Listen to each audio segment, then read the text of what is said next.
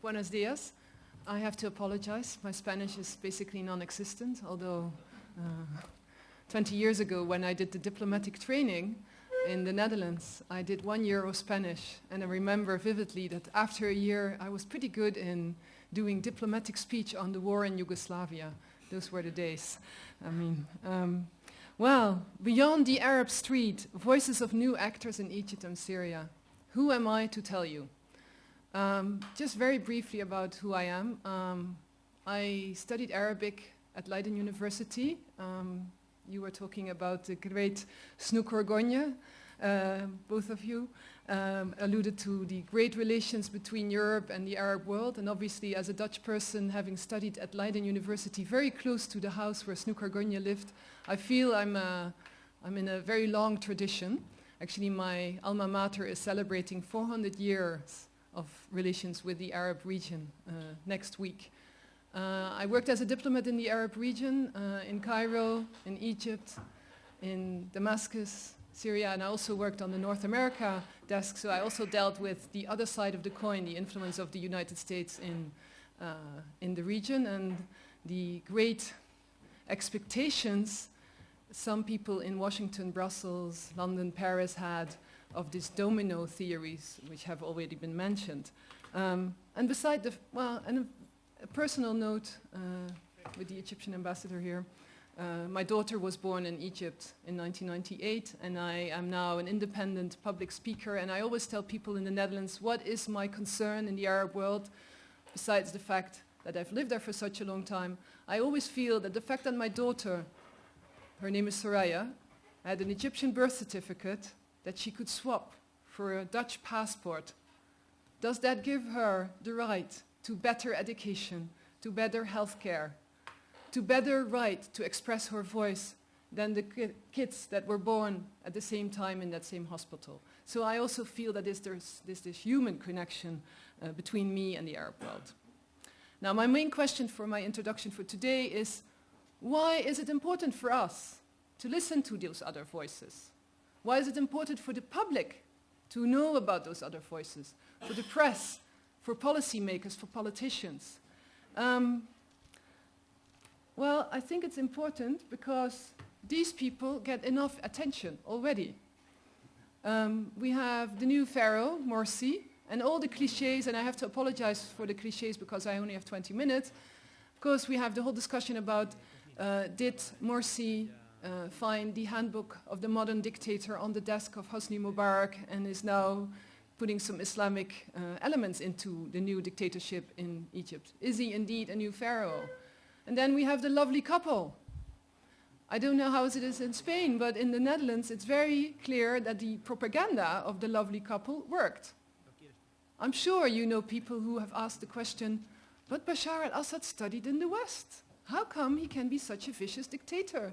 And his lovely British-born wife, why isn't she speaking out? I'm sick and tired of these questions. So I'm not so keen on the lovely couple, but it's very clear in the Netherlands for sure, but also in other countries, that the devilish aspect of the regime of what this lovely couple represents for many ethnic minorities, the possible escalation of the downfall of the Assad regime for the rest of the region. And then, of course, we have the bad guys. This is a picture of Gabba al-Nusra, the newest kids on the block. And I don't want to be too dismissive about the havoc they are creating, but in the beginning of the revolution in Syria, they were not there. There was no Islamist factor in that revolution. The world has stood by, didn't do much, and now, yes, indeed, there are about, the figures vary from 5 to 15,000 people who are in one way or another connected to Al-Qaeda affiliates, let's put it like this. And I think we have to be very careful. Well, and I don't read the Spanish press very often, but I guess these three groupings get a lot of attention. So let's go to some other voices. I wrote a book on my experiences as a human rights diplomat in the Arab world in 2008 called Dreaming of an Arab Spring. And this was my claim to fame when the 25th of January revolution happened. People thought that I was in the fantastic tradition of coffee cup readers in the Arab world, like a fortune teller. Well, I wasn't. I think what I did when I was a diplomat, and it was also due to my job, I had to deal with people that the scholar Asif Bayat, he's an Iranian-American scholar, he wrote a book called Life as Politics, and I think Asif Bayat, write down that name, he predicted the Arab revolutions in that book. He talks about social non-movements, women, young people, and the poor. And I think because, due to the fact that I had to deal with human rights issues as a diplomat, I was in contact with them all the time, and therefore I could feel indeed this dream of change, of what the people in the square in Cairo at Tahrir Square were calling for: bread, dignity, freedom. And now we're 2 years later. The three examples I have in front of you are three examples of entrepreneurs in Egypt. For those of you who don't know, I think it's interesting to think of the name of Steve Jobs. Steve Jobs created a lot of jobs, indeed, for many people. The interesting aspect, and again about being specific about what's wrong and not wrong about the Arab region, or what's specific about the region, well, Steve's father, natural father, biological father, was from Syria. So I always say to people who are critical of whether Arabs are capable of getting it right, I'm like, well, Google on your iPhone what Steve Jobs' background is. Now, these three examples, I go very, you can look them up. I can post on the Elcano website some links to what these people do. One of the examples I really like is the example of the district, a co-worker space in Cairo where young people come together and really, it's like an incubator of new creative ideas. They started with one room. They have now three offices in the whole of Cairo, 20 million people. It's of course small, but it's booming. There are so many people working on creative, innovative ideas. The second person, the lovely lady in the middle, her name is Nadya Wasif.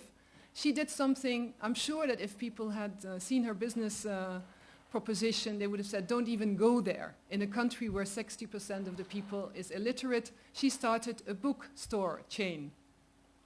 So she has now 12 bookstores in the whole of Egypt called Diwan. And yes, for sure, it's for the elite. But a lot of people do read. A lot of people feel that they want to have a cup of coffee and a piece of cake with a friend or a girlfriend in a nice, safe environment. And this is what she has been providing. Now she's employing 200 people working in bookstores in Egypt. And then my favorite entrepreneur of the Arab world, John Bell, and I were discussing this. I'm cheating a little bit because he's not Egyptian, he's Lebanese. His name is Khalil Nasrallah. He is part of a Lebanese consortium in Egypt. They have a big grouping called Wadi Group, and he is the owner of the branch that has organic foods. I think they're employing 4,000 people, and when you listen to him and when you talk to about his successes, he says, we've been very successful because we stuck to the rules, we stuck to the law, and we're taking very good care of our employees. I realize that I have to go quickly through a few of the examples. 2 weeks ago, I was in Minya. Minya is in the southern part of Egypt, and I went to an organization called Better Life, El Hayat Al Afdal. I had a session with a group of these women, and there were men as well, about female genital mutilation. And you were saying about the positive changes. One of the changes I really felt also in this meeting was when a fisherman stood up and he said, أهم حاجة اللي حصل في ثورتنا كسر صمت بيناتنا. The most important thing that happened in the revolution, in our revolution, is that the silence between us has been broken. So here was this man being very active about fighting this horrible tradition of female genital mutilation. Indeed, a better life for women in Egypt. And then art. I think we have to look at the art scene, and I think you will probably go into that as well a little bit, Laila, when you talk about cyber activism. I made a tour a couple of weeks ago in the Netherlands with one of the leading people in the Arab arts sector, Basma al-Husseini. She is an Egyptian. She was one of the people who founded a new initiative in Egypt called El Fan Midan. Art is a square.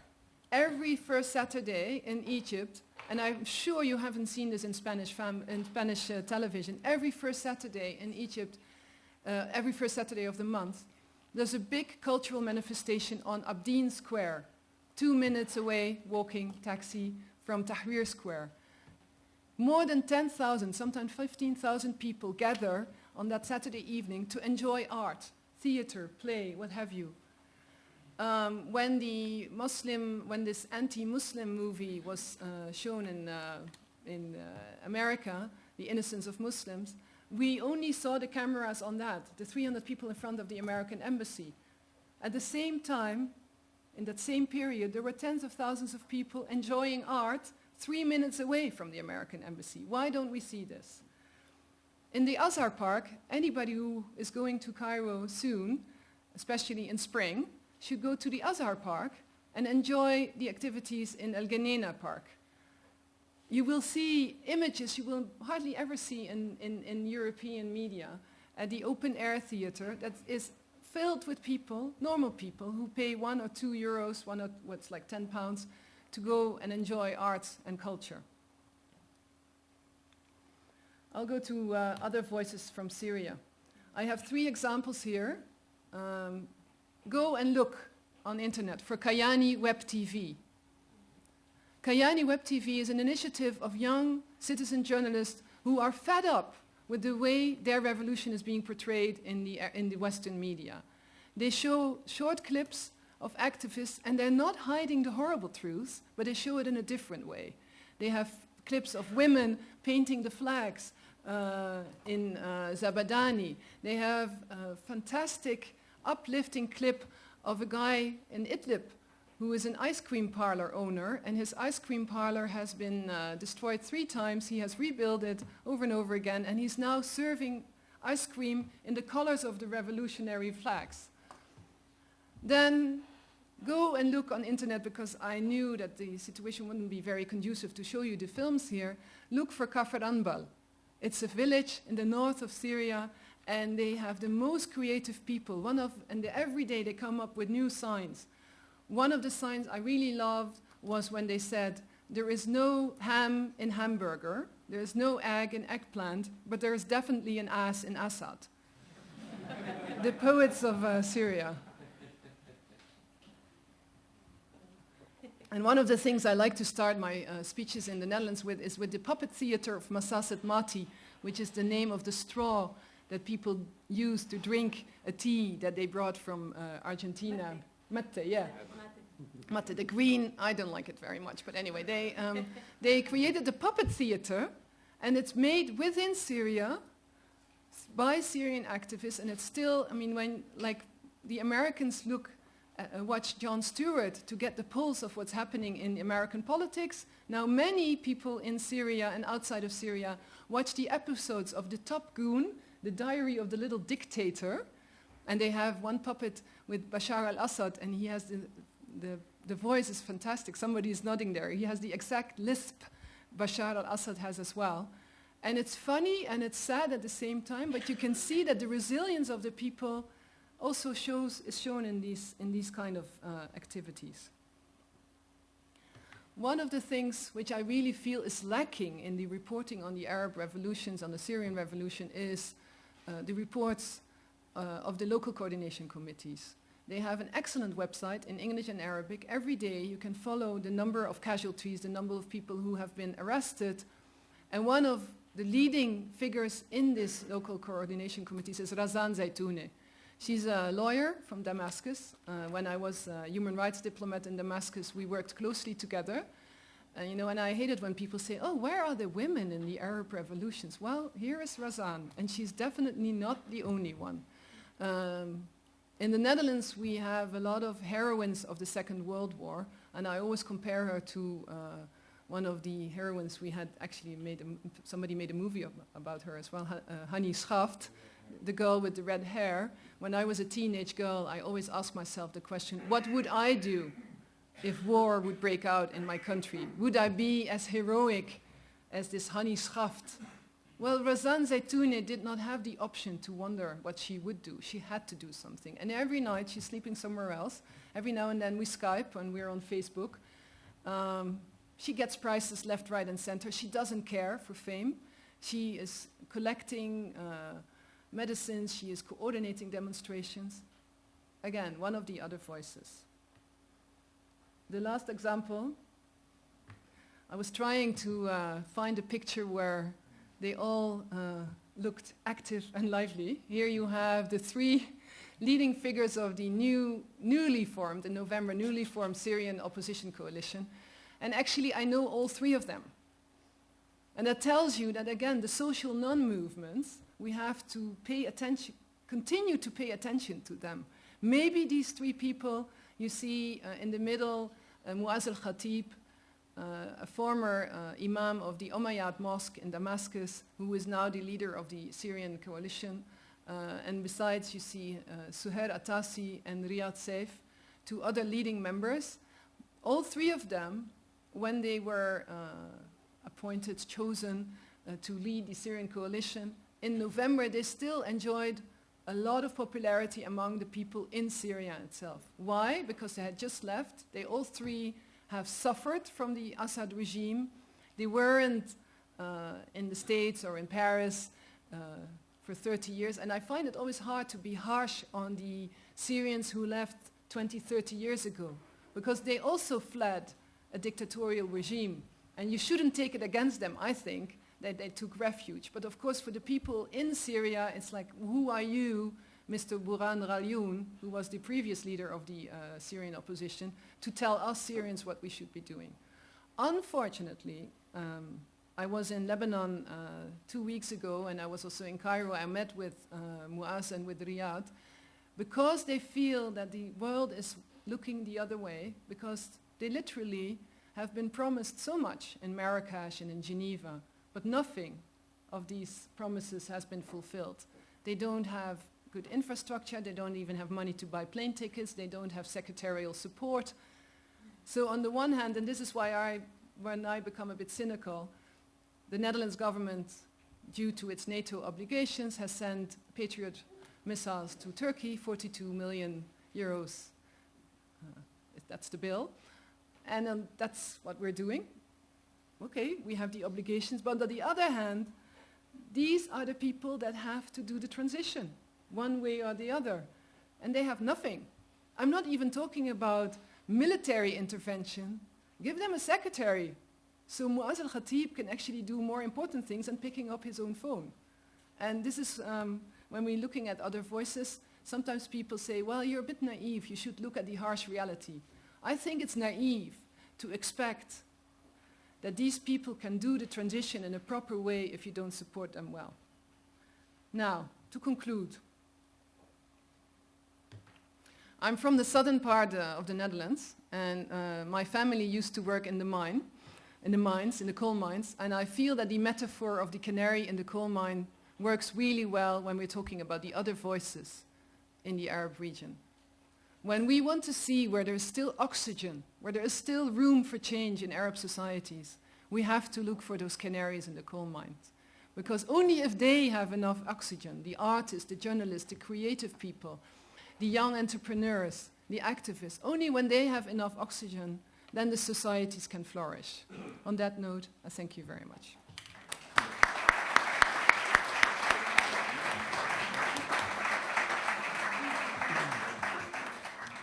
Thank you.